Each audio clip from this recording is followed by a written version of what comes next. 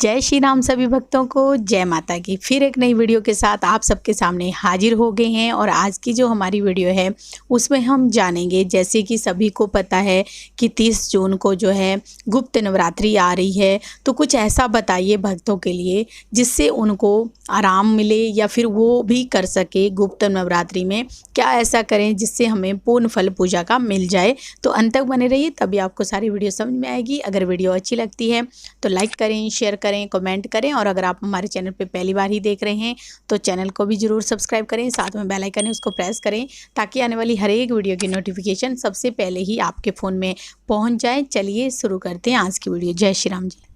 जय श्री राम, जय श्री बालाजी महाराज। मेहंदीपुर की पवित्र कृपा आपके परिवार पर निरंतर बसती रहे और मेरी माँ जगत जननी माँ भवानी अम्ब की कृपा आपके घर में अन्नपूर्णा रूप में वास करे। जय माता की, जय श्री राम। क्या होता है कि मन में एक बहुत सारी जिज्ञासा होती है। इंसान है तो उसकी इच्छाएं हैं और इच्छाओं की पूर्ति के लिए भगवान के श्री चरणों का आसरा भी लेना पड़ता है।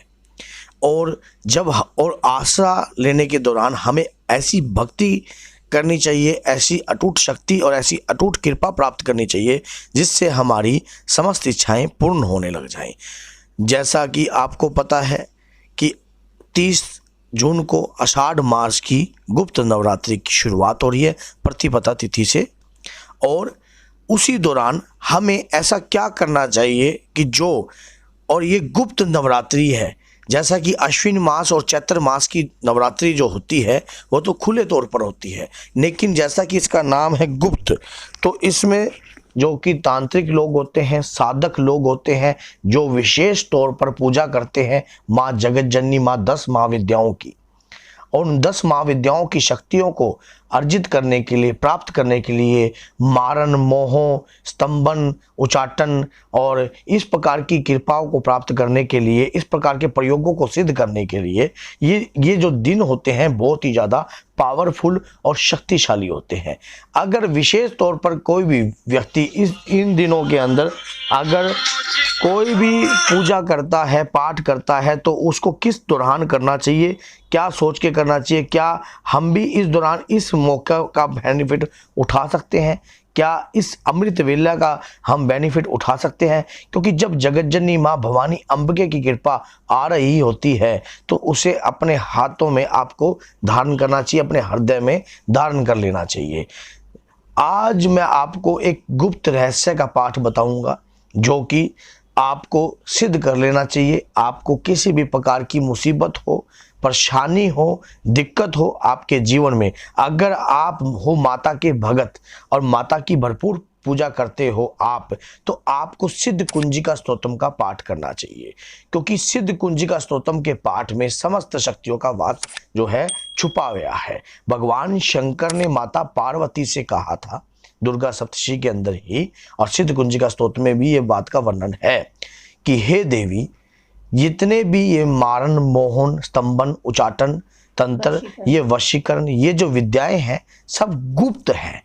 सिद्ध पुरुष ही, समझदार व्यक्ति ही, श्रद्धालु व्यक्ति ही, जो माँ के प्रति जिनकी आस्था है, शक्तियों के प्रति जिनकी आस्था है, या कोई अपने गुरु के प्रति आस्था रखकर ही इन्हें उत्कीर्ण कर सिद्ध कर और सही संचालन रूप से चला सकता है।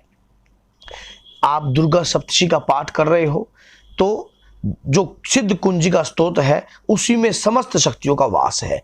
जैसे कि ओम एम हीम क्लीम चामुंडाय विच्चे, ये नवान मंत्र है माँ का। इस नवान मंत्र की जो शक्ति भी है वो सिद्ध कुंजिका स्तोत्र के पाठ से ही सिद्ध होती है।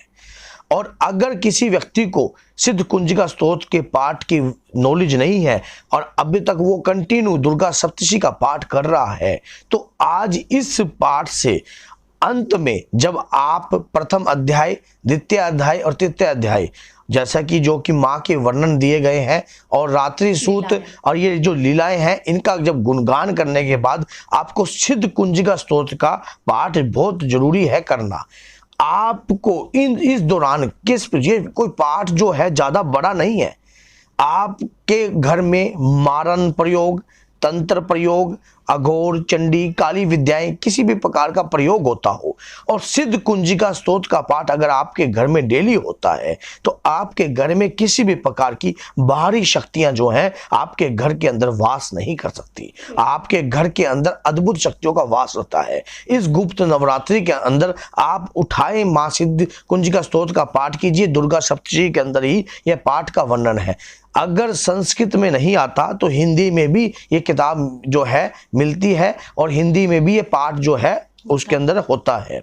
तो आपने पाठ को करना है। पाठ को करने के दौरान माँ दुर्गा का स्वरूप आपके सामने होना चाहिए। श्री बालाजी महाराज की दरखास्त लगाकर 10 रुपए की दरखास्त लगाकर उनके चरणों में और माता रानी का आह्वान कर कर, बाबा का आह्वान कर कर आपको ये पाठ करना है और अपने गुरुदेव का आपने जो है ध्यान करना है। आपने एक माला गुरुदेव के नाम की करनी है।